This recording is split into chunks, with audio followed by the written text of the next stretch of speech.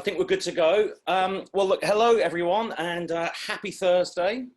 On behalf of Sarah, myself, Simon Hopkins, and our colleague Michelle, welcome to Angel Academy's fourth Thrive webinar of this weird season. For those of you that don't know me, and there are some of you, I believe, I'm Simon Hopkins, and I am co-founder of Angel Academy. Normally, those of you that have been on these calls before will know that Sarah hosts, but she's spoken on about 15 webinars this week, so she's somewhat hoarse and drained. So I've just got her in a little chat window down here somewhere telling me what to say, but you've got me today. Before we get going, I'd like to say about the chat function. It would be great if we could use chat throughout for any questions for our panel, whom I'm going to introduce in a moment. But just to check that's all working, let's have a little bit of a quiz to get going. Quiz or poll. I'd like to know, and just ping this randomly in chat, between 1 and 5, how are you feeling right now? From sort of 1 is a bit like, really? Is this still going on? 2, 5. Yeah, I'm loving it. I'm loving every minute of life. Come on, so how's it going? 1 to 5. Oh, we got 4s. Oh, a 2. Oh, 3.5, that's cheating. 4s, this is some 3s. People are in the middle. Come on, I want to see some 1s. Any ones that, there must be some 1s in the middle of this. It's on a high. Oh, that's Sarah. She's not hoarse at all, apparently. Any more votes there? Okay, I'm going to do a quick bit of maths there and say that I think the average was about 3.5 to 4, 3.75. So that's pretty good. Yes, and Ramona's pointing out there that all the 1s are under the duvet like that. So that not all of us. I'm a permanent pessimist, but I'm bouncing today. So right, let me go back to my notes. That's good. That's all working. So don't forget, we'll use chat throughout to ping over any questions to our panel. All right, very, very quickly before I hand over, just a word about us. So Sarah and myself founded Angel Academy in 2014, believe it or not. We are now in our 7th year. As you'll all know, our mission is to close the gender funding gap in startup investment to address both the lack of investment going to female founders and the low number of women investing. The men and women who invest through our network are either successful entrepreneurs or senior leaders, and they're all very, very keen to support new female founded or co-founded businesses. We've got a huge amount of expertise in the group, which I know will be demonstrated by the quality of your questions this afternoon. And we promote a collaborative approach to all our work and the entire investment process to exploit that expertise. We've come a long way in 6 years. We've invested in 30 businesses in that time, which span fintech, edtech, medtech, enterprise SaaS, consumer tech, all the buzzwords. And the great news is we've got 2 closing soon, which have been done entirely during lockdown. That's including the screening process, the pitching, and all the due diligence. So it can be done, people. It can be done. And we're seeing great deal flow at the moment. We think there are great businesses out there, some great business and investment opportunities. So stay tuned as you do. So that's us. In a moment, I'm going to hand over to the brilliant and polymathic Ramona to chair the discussion. And I hope she does so much more ably than I was able to manage last week in my caffeinated manner. But before we go to Ramona to chair, I'd like each of the 4 panelists to introduce themselves. And we've given them the pitch of preparing 5 thoughts about innovation and where we stand in terms of innovation at the moment. 5 thoughts in 5 minutes. So I believe first amongst equals is Ramona. So Ramona, over to you. Great. Thank you very much, Simon, for the intro, and to Simon and Sarah for hosting us. I'm delighted to be chairing this illustrious panel with Diane, Emma, and Felicia. I took a little sounding of the panel in terms of our temperament. And I have to say that the collective outlook among all of us is that we're rational optimists. We have grounding for our positivity, given that we have a disproportionate number of entrepreneurs on this panel. I think that's probably a requisite that one has to be something of an optimist. So in the thoughts that you'll hear from us, you'll hear a balance of opportunities, but also some concerns, because there's no Pollyannas in this very diverse panel of ours. So I'd like to start just by way of introduction. I'm a long-term angel investor, now focused on sustainable development goal investing and really emerging market opportunities, trying to build a positive, better world through the use of technology and innovation and amazing founders. So I see a bit of a mixed picture when I look out at the world right now. On the one hand, I think we have some very good reasons to be cheerful because we've had a real revelation in terms of a couple of very important things. The first I'd point out is the system level connectivity. I've been reading and seeing far more over the last 6 months, a real understanding of how we are deeply connected, not just as human beings or as nations, but also as systems. And this says to me that everyone is realizing we have to work together and creatively to solve what is the issue. So for example, there are very strong connections we know now between things like the agriculture system, health, climate change, trade, and nations. There's also connections I think we're beginning to understand between systems of privilege, societies, and justice, and all of these things. So that's one piece of good news. I think the light is dawning, the system is connected. The next bit of positive revelation that I see is for those who think about ESG, or environmental and social governance, on a day-to-day basis and how it affects financial decision-making.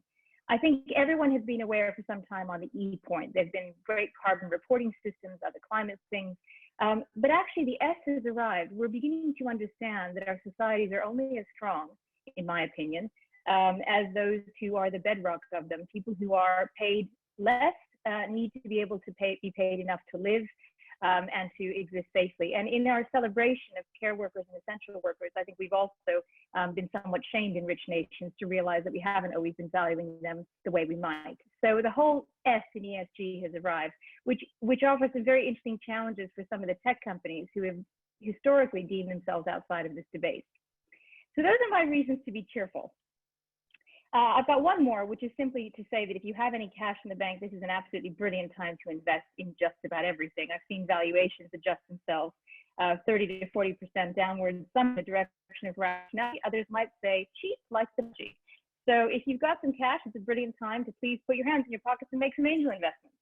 On the flip side, despite all this realization of how we are all interconnected and how we have to do better as societies, I want to point out that this is already in the venture and entrepreneur space.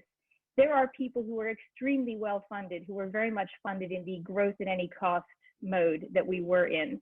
By some reckoning, a lot of the best funded and most indebted startups that are wedded to growth at any cost have something like 7 or 8 years of cash in the bank, while others, both on the entrepreneur side and also on the new fund side, people who are trying to build new social businesses, new conscious businesses, new positive businesses, they're actually struggling to raise.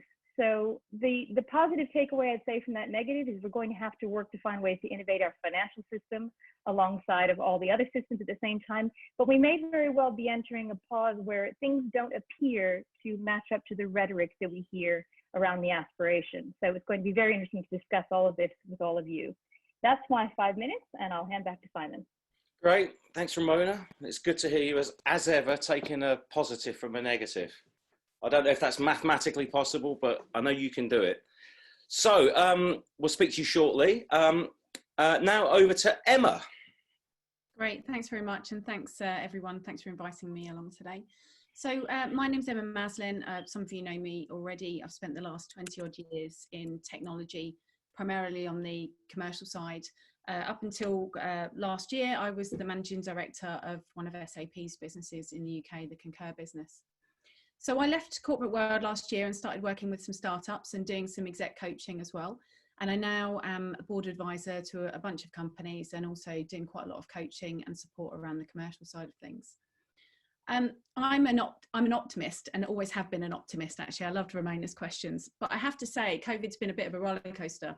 About 6 weeks in, when I saw all my poor startups collapsing under the strain of COVID, I did become a bit of a pessimist. But then, like the phoenix in the ashes, I've seen some companies completely pivot in the last 6 to 8 weeks as well, and come out far more profitable and actually stronger than they were previously. So I'm back to being an optimist based on experience now, rather than just hoping that things will be good. So what am I seeing in terms of innovation? So here are my 5 thoughts. So the first one is the recruitment landscape. So in the first few weeks of COVID, recruitment was decimated.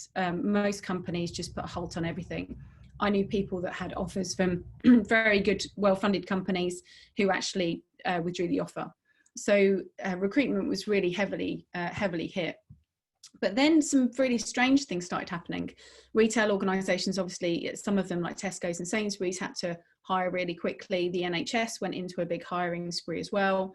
So we found ourselves in situations where people had to hire people quickly at speed, probably not with the luxury of time that they previously had, which I think has driven a whole load of innovation. So companies like Textio are looking at diversity in applications has been quite key.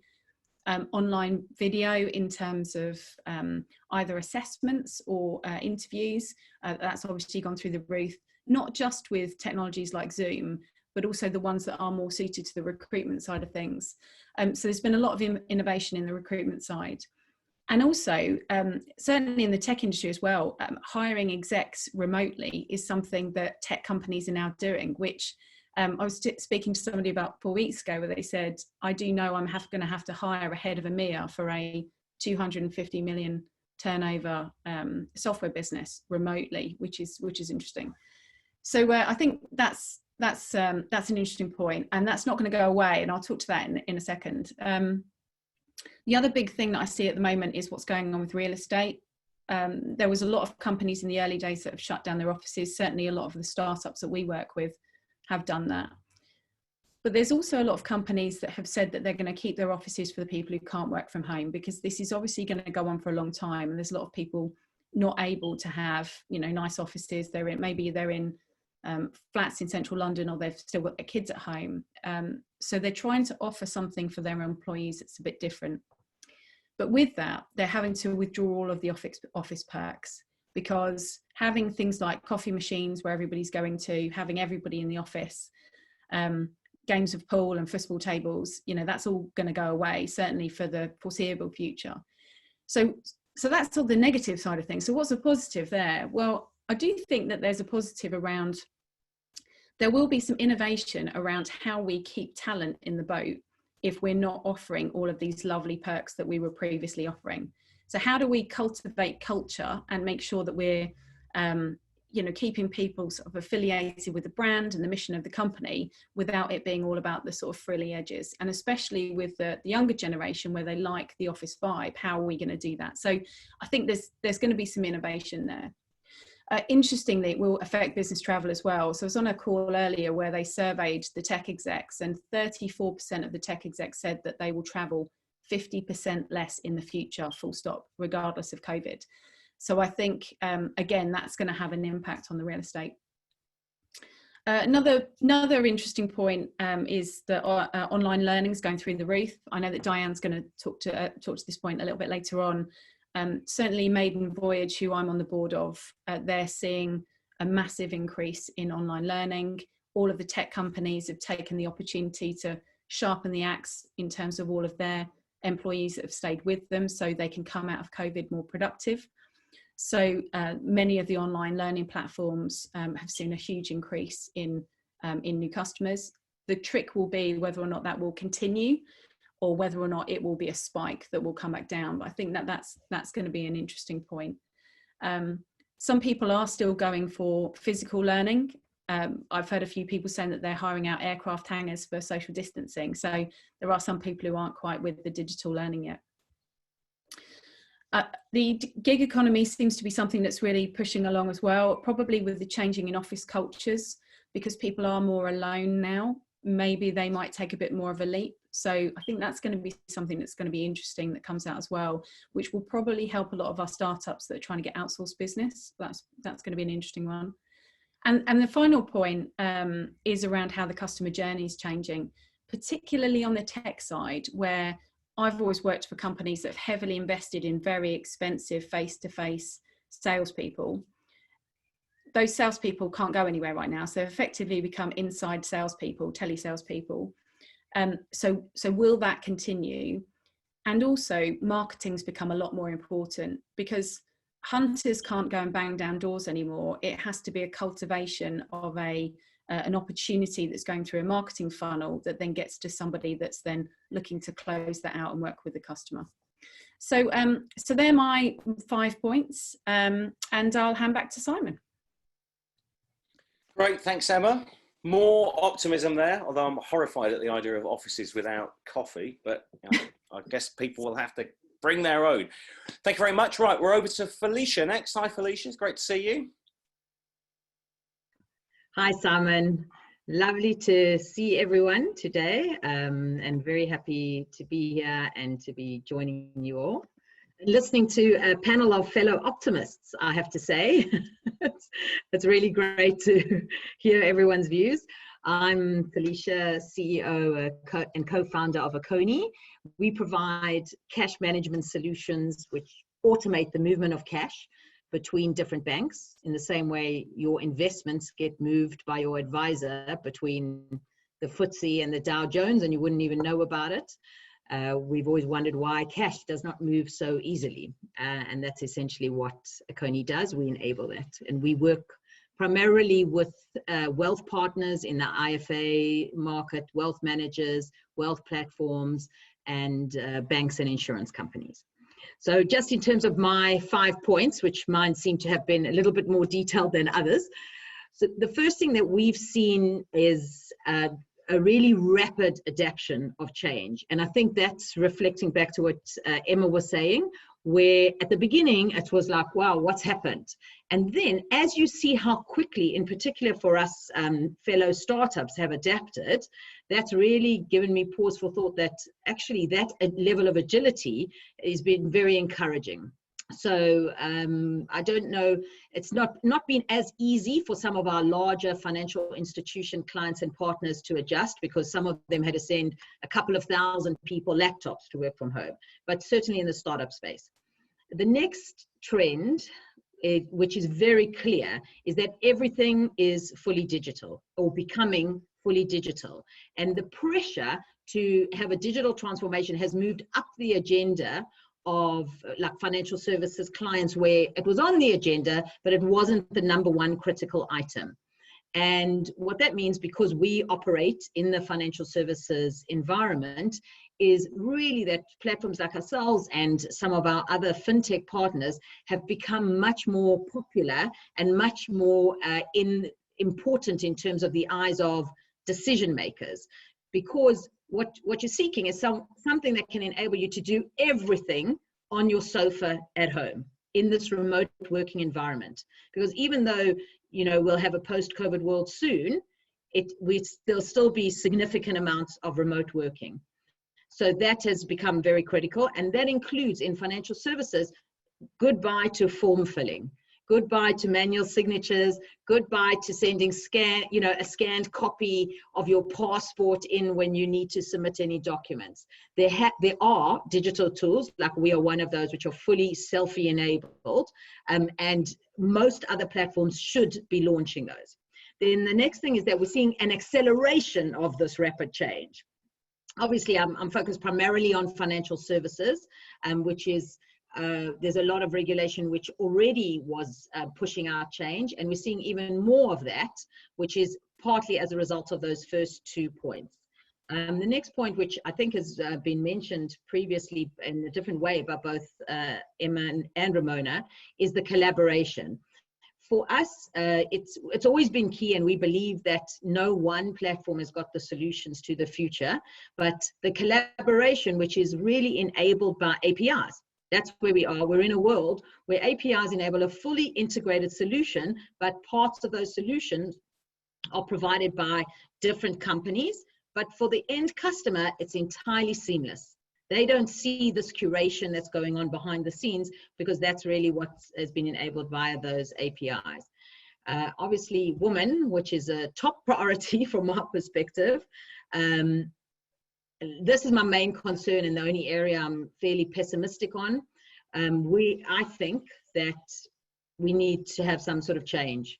There's a massive societal pressure, in particular on caretakers, and that women have been harder hit in the COVID environment.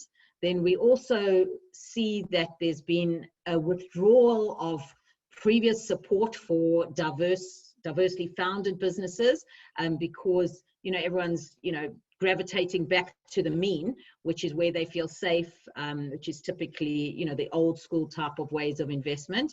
And I feel that we were making progress, and that progress now is quite questionable. And so the question for me is how we then all work together that enable both the improvement of those societal changes, as well as in specific the support for female entrepreneurs. From our perspective, obviously, because we focus on cash management and all the tools, cash planning and prompt automated nudging and so on, we see that there's a big trend. We've had a massive increase, particularly from financial advisors and law firms and accounting firms in inquiries for their client base, because they want an engagement solution. In other sectors, we think that strong propositions with narrow focus, as Emma mentioned, this pivot, a number of firms have pivoted and then their focus becomes quite narrow. So we see more of a trend in the solution space around that, a lot more around personal, mental and physical well-being, which I've written there. And what I think is quite important is just the qualities of determination and persistence. In South Africa, we have an expression called vasbyt, which literally means hold on, like fast bite. And really, we feel that we're in that environment where if you've done all the other things and you hang on through it and you keep pushing on through it, you will emerge very strong on the other side. Yeah, great stuff. Thanks, Felicia. That's brilliant. Okay, and last but by no means least, Diane, your 5 minutes are up.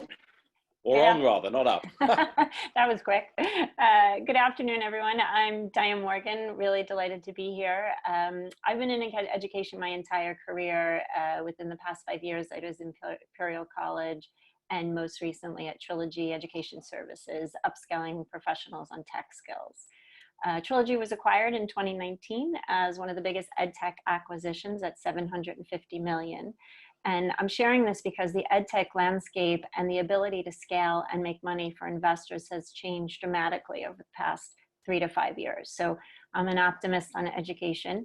I'm currently an investor in Emerge Education, and also I advise a number of education and edtech businesses. And the combined influence of technological change and longevity have been transforming the educational system. What we learn, when we learn it, how we learn it, who we learn from, who's learning is all changing rapidly. And that's been really positive for the education system and also for investors. The challenging piece of this, and this is therefore where the opportunities are, is that the new areas are currently poorly served. So this is adult education, skills and employment-based learning, and shorter cumulative programs that don't lead to a degree, and the recognition of the value of those programs. I would say the single biggest barrier that has been reduced recently through online learning in the past couple of years is this ability to sell directly to the consumer or to the student. So there's a huge availability of products, which allows you to circumvent complicated government systems and localized regulations. And that really puts the user at the focus of design, at delivery, at scale. And then there's a piece there that still really needs to be considered and put some money and effort into, is the training up of instructors or professors, so that you have this focus on high quality. So Sarah, I saw one of your questions about will this last? I think quality is a big piece about what lasts and what doesn't. So my 5 points are really: existing products are changing rapidly. The entire California State Public University system is not going to open campuses in the fall. They're going to bring 700,000 students online in the autumn. Are they ready? No, this is already a broke system, but they're making it an imperative and they're making really quick decisions. There's an increasing need, market of people that need to be educated. So according to UCAS, the majority of postgraduate students in the UK are studying part-time. It's about 200,000 students. And the full-time market has predominantly been made up of international students. An even bigger opportunity is in the US, where 74% of students are now categorized as non-traditional. That means they are attending part-time, they work full-time, they're financially independent, or they have dependents themselves. So you have this growing part-time market and an inability to bring in international students who used to subsidize your traditional students. So I'm really speaking about education for higher education, further education, and then the working professionals. If you look at King's College, which is my first example on the slide on the left-hand corner, their buildings are not open after 6 p.m. So how are they going to support this new type of market, this new type of customer student that needs to learn from them? And that's where these enablers and disruptors will come in. So on the bottom left-hand slide is a business such as ALA. ALA partners with universities to bring a student-centered experience to both face-to-face and online courses. Trilogy had a similar model, and the idea was partnership with great university brands, bring them some revenue, and bring current, relevant, and fast to implement products that universities couldn't do themselves. The flip side to that is disruptors. So in the top right-hand corner is a business called Jolt, which is a monthly subscription business, kind of like Spotify. You pay £85 a month and you get access to really high quality courses that have been really well delivered, taught by industry practitioners. So when you see this focus on learners who are likely to be part-time, they're probably going to be accessing their coursework on a mobile device around work or care responsibilities. They're requiring flexibility in times of self-study. They still do want to come together. So whether that's online or in person for discussions or things that you can have a better experience face-to-face. So I think we'll still see that. And then the last one is in the right-hand corner. Quantic has been partnering with companies to upskill employees as part of the L&D offerings, letting them do that during work time, on work hours, supported by work, but now they're also offering their own MBA. So you see them becoming a challenger to typical universities. All of these things were happening prior to COVID, and what you're seeing now is an accelerated decision-making. And one of the fastest moves, Coventry University transformed 100 modules from face-to-face learning in 4 weeks to open their full May term on time. And in September, they're going to bring 40,000 students online. And then the last point is, this is great for women. 27% of vice chancellors in the UK are women. So women know this sector and they're in positions of decision-making. Thanks, Simon. Brilliant. Thank you very much, Diane. We're going to head hopefully seamlessly into the Q&A because we've already had quite a few questions from the audience, which is great to see everyone's engagement. Thank you very much to my fellow panelists. The way I will do this is offer a question to one panelist in particular, or we may have a free-for-all where if someone feels desperately passionate about a question, feel free to jump in. We'll see how this works. So the first question I have is actually a question about company culture. And it's for Emma to start with, which is actually, how is company culture going to evolve in this era of working from home and no frills? I'll offer my thoughts on this, which is I think we're going to see a bifurcation of cultures. I think those cultures that saw human resources as being a pain and actually a cost to be managed will move as quickly as possible toward automation. In areas like farming or warehousing or logistics, there's actually quite an incentive to take up the technologies associated with that, particularly as migration becomes more difficult. So I actually think the culture point is a two-sided beast. We're going to have machine cultures, and then where we have human cultures where people are really valued, I think there's going to be a real recognition that people are complete, and the sort of blurring of work and life is going to continue. But Emma, I'd love you to take this question. Yeah, there's some interesting points there. I think as well, it depends on which side of it you look from, whether you look at it from the employee side or if you look at it from the company side. I think, personally, I think there's going to be an interesting dynamic that goes on now where employees really have to feel the mission and the passion for the organisation. Because if all the frills are stripped back and it's less about the human interaction that they get when they go into the office and the perks and those sorts of things. I think we're going to move more towards where people will be, you either feel an affiliation to a brand and you feel more passionate about a brand and the work that you're doing, rather than just taking the job actually because it's necessarily on salary or some of the perks that you have. So I'm really seeing it from a sort of a talent retention perspective. So looking at it through an employee's lens, which is, so how do you make your organization sticky when you have nothing to bribe people with in the future? Great. Thank you for that. I might, as we're getting a flood of questions, I might actually just direct one question per panelist and see how we go. There's an interesting one coming up next, which is a question about, do ESG-based investments, so things that actually balance environmental, social governance concerns, actually make for good investments? Or is there some kind of concessional or partial return that investors would have to have? Diane, I think I have to address this one to you, given that you've had an exit of an ESG business for your perspective.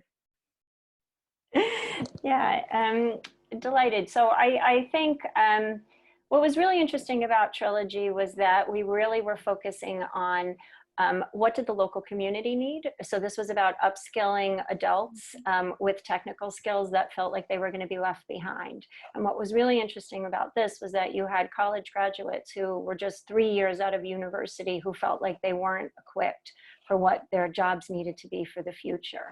But what was more interesting was that 25% of our students hadn't gone to university. So they were coming from a variety of different professions that weren't technical, and they were taking courses such as coding and business analytics. And there was a real partnership here we worked with local employers to say, what are the kind of skills that you need to be able to hire in your businesses? We partnered with University of Manchester and University of Birmingham to do this, leveraging that top brand, working with the employers. And then we had a fairly standard curriculum. About 80% of it was standard, which allowed us to scale. And I think that was the part that was really interesting to investors. And then there was 20% of that where you said, this is what the local community needs. So it was absolutely built in. And then we hired instructors and teaching assistants who were local. So when we were looking at what we could do, that was one of our metrics. Were the people getting employed when they finished this course locally, so they didn't have to move? And I think that was a really compelling part of the original business plan. Great. And I think that actually raises a point, which is a good ESG investable case will take the whole system into account. So we'll understand how it can actually do a great deal of benefit while absolutely serving a market opportunity. So thanks for that, Diane. Felicia, as the innovator building a startup right at this very moment, we've got a question for you, which is really about how to manage the development of company culture and sort of people's motivation and engagement, even though so many things are both automated and currently remote. Mm-hmm. Yeah, it's interesting. So I think there's two things here. I know that people talk about automation and remoteness as though we are in a transactional world. However, from our perspective, relationships have never been more critical. So we have very strong relationships with all of our banking and financial institution partners. And even during COVID, we do drinks. We deliver drinks to our clients. If we wanted to, we could also deliver dinner. We have a way, and we're considering doing that for 1 or 2 clients. But what that means is literally we had one drink to the client, which was fantastic. We all sat outside in our garden. We delivered beer and gin, and everyone sat out in the garden and we chatted and so on. And these are clients who I've met the one in person, but most of my team hadn't met them. So that's the one aspect. Then what's more crucial to us is our team themselves. We're currently recruiting. And so obviously in that environment, onboarding someone new to a team who knows each other, we have to have a way to have an induction and then ongoing touch points, which are totally informal. So that's the first thing, is that we still consider relationships crucial, but how we work on those has changed. Excellent, thank you. Those are some great tips. I might actually steal some of those. I recommend the easiest one, brownies, by the way. Coffee with you can deliver brownies by mail. So it's a nice way, whether it's a client or a fellow colleague, awesome. Get it in the mail and say 11 o'clock on Wednesday, we'll do coffee, and then they'll get brownies. There's just something nice about it. Yeah. That's great. I think Simon will be expecting some any minute at his door so he can have him with his coffee. So I've got another one. This is for anyone on the panel who cares to mention it. And it's kind of a trick question, because the question is, do innovators make good CEOs? And I think all of you would have some reflections on that from your own experience. I'll just offer a perspective, which is, I think the idea that the CEO has to be, or the founder has to be everything to the business, is nonsense. And I have a real issue with a lot of our business journalism that pretends that any successful startup was one person who's, you know, Gandalf the wizard, you know, a computing programming wizard, great with customers, and a sort of, you know, systemic genius all wrapped up into one. There's usually a very good team there. But I'd be interested to see, you know, your ideas about how important innovation is in a chief exec role versus potentially a founder role. So anyone who'd like to take that one up first, just put your hand up. And as I say, succinct answers to give everyone a chance to contribute. Emma, over to you. Yeah, it's an interesting point. I think the reality is, like you say, is if you look at a chief executive of a large corporate, you know, they would just be as much of an innovator as somebody that's in a startup, really. Because if you think about it, like you say, they've got other people that are around them that can help them with different things. So I think what's probably more important is that they are able to recruit great people onto their team, listen to those great people, and have a balanced view and make sure that they're sort of moving on the right direction. I think in these current times, I think it's useful to have great innovators as CEOs, because they're probably more prepared to take a little bit more of a leap around the pivot than maybe people who are a bit more sort of stuck in their vision. So I think probably right now it adds the agility, but providing they're sort of, you know, backing up their own skills with other great people, I don't see why they have to be everything, like you just said. Thank you. So an innovator right now might actually be able to do those creative pivots that several of you have mentioned. Felicia, Diane, do you want to take it next? Sure, I'll jump in. I mean, I have the benefit of being an advisors to Zinc VC right now, where we're building ventures, and we bring in 50 people from around the world. And one of the things you look for is who has the potential to take that business forward. But one of the things we test on is who has the potential to find their co-founder. So I would say this innovation, it doesn't rely on the CEO. I think the resilience and the passion and the ability to take it forward regardless of what happens in terms of they get money the first time or they don't, or they need to switch their ideas 6 different times. One of the things we're heavily testing for is, have they found the right person to complement them? So I think they need to be innovative in understanding the problem that they're trying to solve and not get tied to their solution. So that's where I think the innovation comes in terms of that flexibility. But no, I don't think they have to be the only one innovating, or even the prime innovator at times. Great, thanks, Diane. And Felicia, do you want to weigh in? The only thing I want to add is that I agree totally. You don't have to have an innovator as a CEO, and in particular, depending on the stage of the business. But when you are taking an extreme risk commercially, I think there has to be some almost fixation and belief in the innovation that almost transcends what we would look at as typical commercial criteria, because you have to keep going when times are so tough, when maybe if it was my corporate job, we would have moved on to another project because we wouldn't have seen returns quickly enough, or we wouldn't have seen it the way we wanted it. So sometimes, and maybe this is only at that very early stage, that's almost like ability not to let go, and that belief drives you through the tough times. That could help. That's the only thing to add. Thank you. And staying very much in the sort of current moment and reflecting on it, we've got sort of a question that's particularly relevant to this group, which is, what benefit do we see for women in the current situation? There's been a lot written about the downsides, you know, from apocalyptic predictions about domestic violence, some of which have actually been borne out in various places, all the way through to the fact that women are more likely to lose their jobs than men are under these situations. I've been told about one upside, just to share from an executive coach who works with mainly male chief execs, that apparently they're feeding back that they had no idea how much work their partners, for those who are in heterosexual marriages, actually did all day. And they've had a renewed appreciation for their own roles as fathers, to complement that. So that's kind of one little positive. But what other positives do you see for women from each of your perspectives?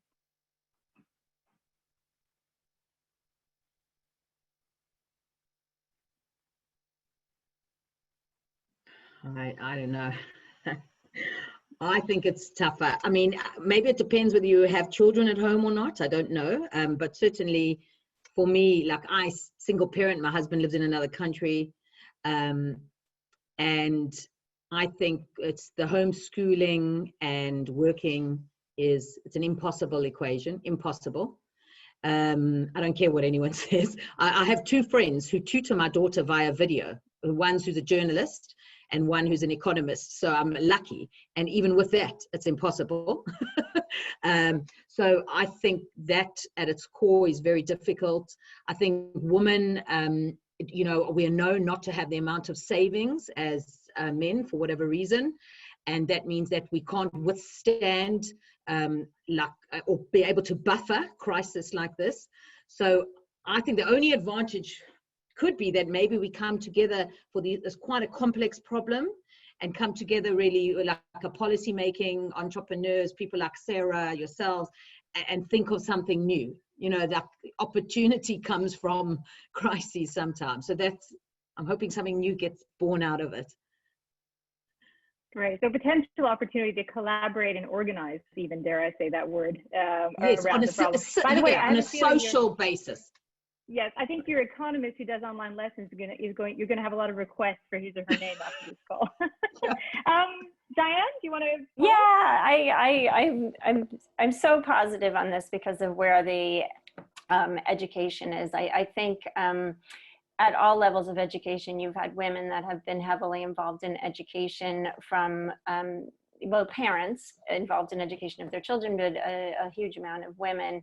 And I think the ability to understand if some of these businesses will last past COVID really gives women quite an edge in terms of understanding the education, understanding the users, whether that's kind of a younger group or a senior group. And then the fact that a huge percentage of women are in education. So granted, they could still do better in terms of we could have gender parity at the vice chancellor level. But I think these questions that women have been thinking about in terms of education are actually front and center. So if I think how Barney the dinosaur was done, I just read the fabulous book on Game Plan on Sesame Street, and a bunch of innovators, I highly recommend it. That was started by a mom who thought, well, there's not enough good things happening for my child as she was driving home from daycare one day. So I'm positive. I'm not Pollyanna. I completely understand the different difficulties.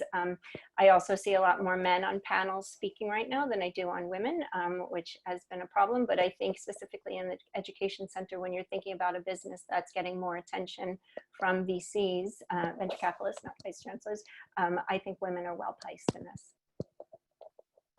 Great, thank you. And now we know that male VCs stuck at home will realize that education is quite a big opportunity. Thanks for that. Emma, you want to round off the picture? Yeah, I love how you ask a really positive question. It makes it difficult to be negative in the response, which is easy to go to. So the thing that I see actually is I have seen some females really coming through this with innovation at the heart, actually. So I've got some friends who have always worked for big corporate organizations, and actually COVID's been the catalyst for them saying, actually, I'm going to start my own business.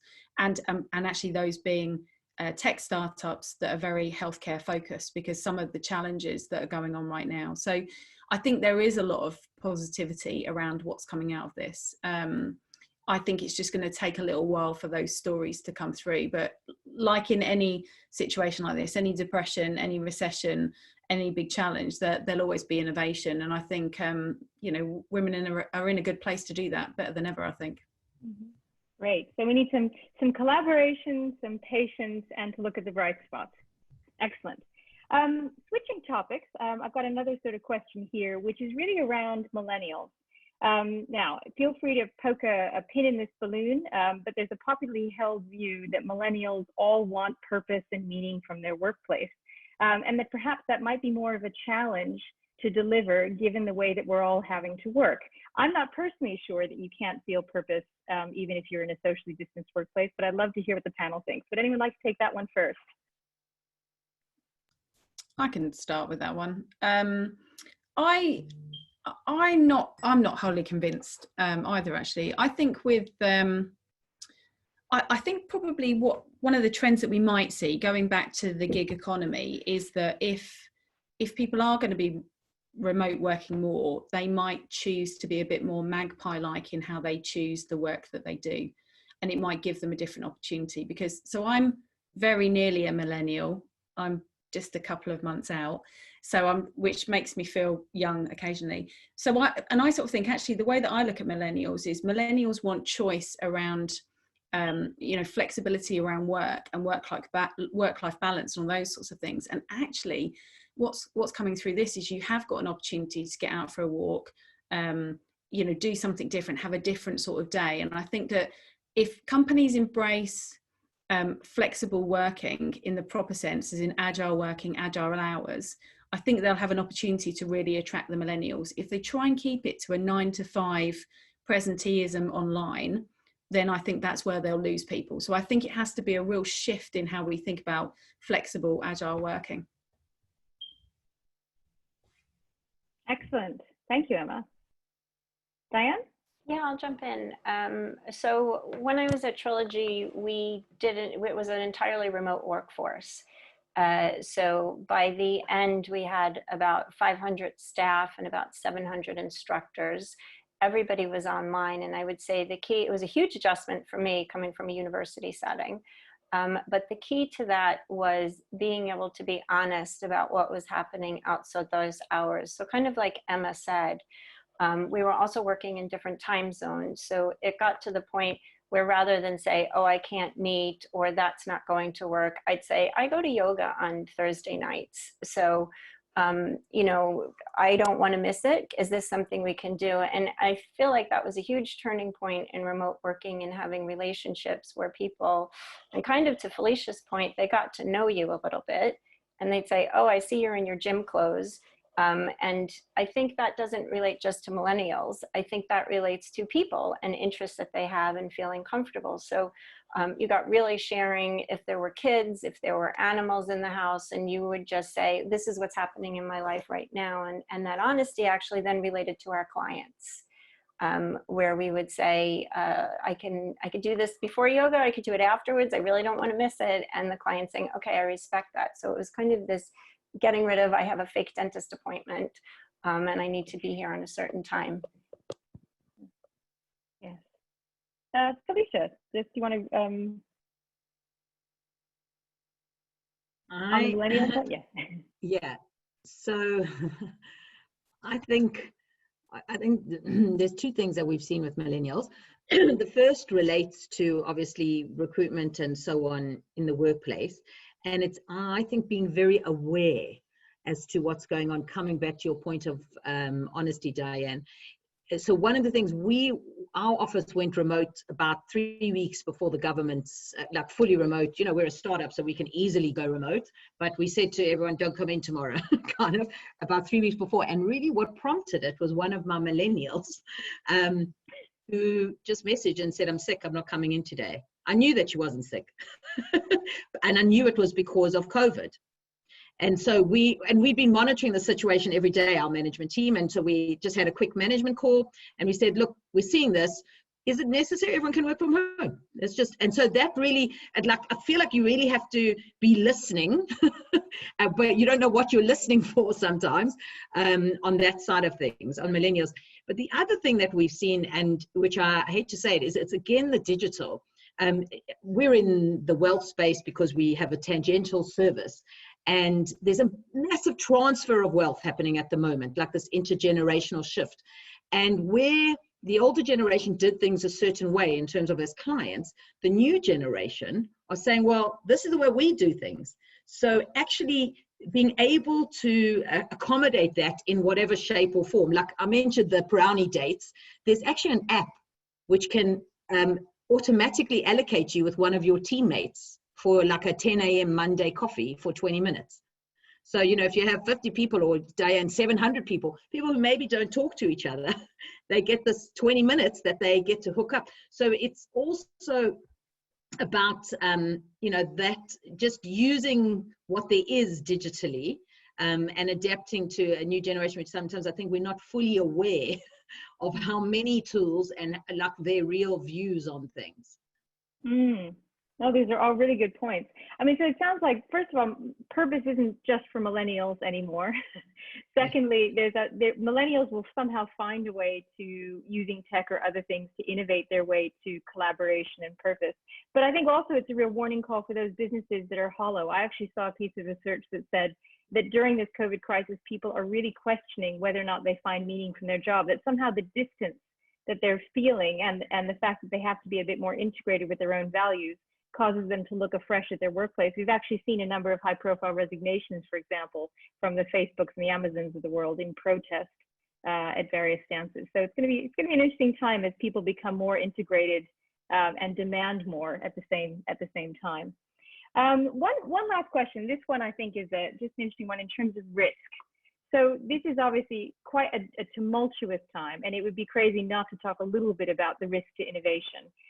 So I was going to ask the panelists what you see from your perspectives as the risks to innovation coming out of this.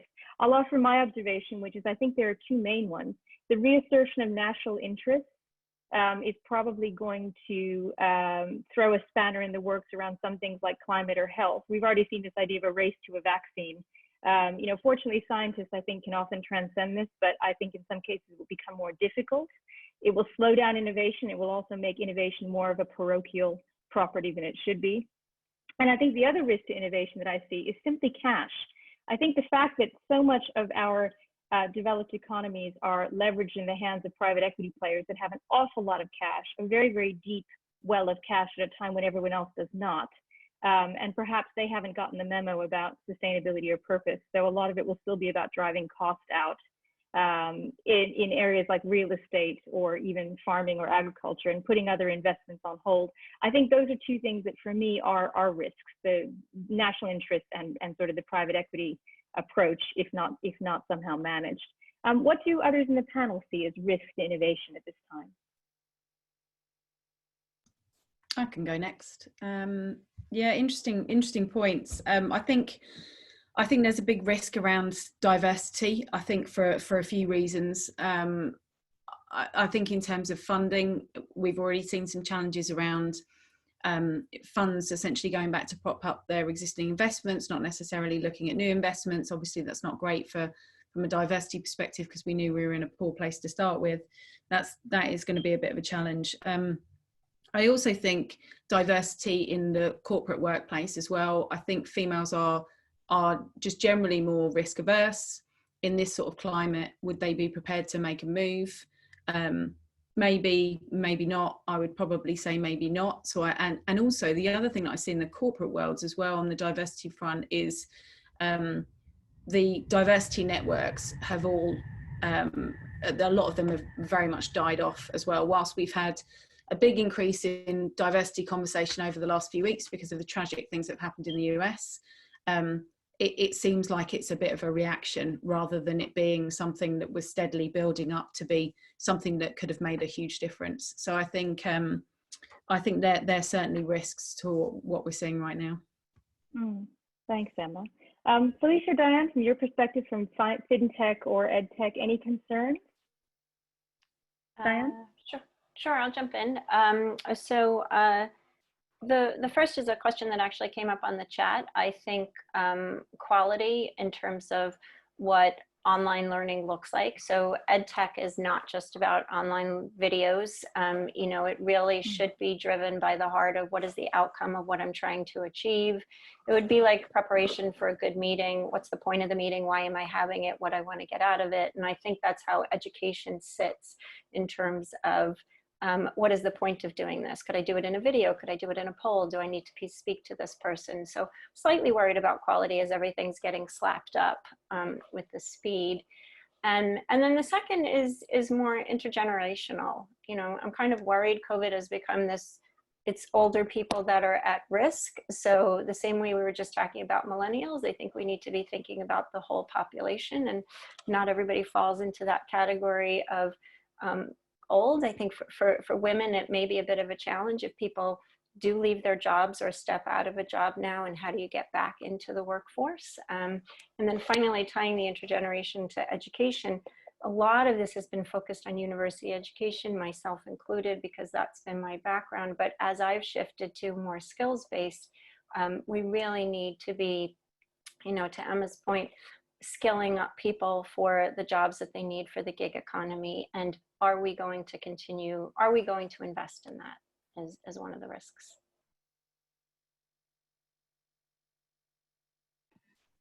Last word, Felicia? Yeah, so for me, actually, this is the most exciting point. I think we are in an innovation-rich environment. Totally take on board the risk around the lack of diversity. But if I just focus on the point of innovation, we're at a point where there's a huge opportunity. And I really think shifts like this give people who are thinking differently an opportunity to really push something out. And because you kind of have it launches you into a different way of thinking, which I think drives innovation. So we should be seeing, I think, a lot of innovation being delivered into the market. My only concern would be whether the bigger players will be taking the lion's share of that because they're funded or they already have distribution. But I think it's a very exciting environment for innovation. Excellent, thank you. So basically our inoculation against the risk to innovation is to have respect for all generations, to focus on quality, and to make sure that David can beat Goliath every step of the way. Thank you so much to my fellow panelists. I wish we could stay here for much longer and ask much more questions. Thank you to the audience for giving us questions. I'm just going to hand back to Simon to close us out. Thanks, Ramona. And so first thing to say, and I'm sure you'll all do this in the privacy of your own homes, but if we can thank the panel for their brilliant insight. Thank you very much. I know that sounds so weird when you do it on your own, but I'm still clapping. So thanks, guys. That was really great. I am now looking forward to a delivery of gin, beer, and brownies from Felicia. So that's my evening taken care of. So stay tuned. We're going to have another Thrive event coming up, hopefully in the next couple of weeks. If you haven't already, subscribe to our newsletter. You'll hear all about it there, read all about it there. And I think that's it. So from myself, Sarah and Michelle, thanks again to the panel, and thank you all for attending. Have a great rest of Thursday. Stay safe, stay sane. See you all soon. Bye-bye.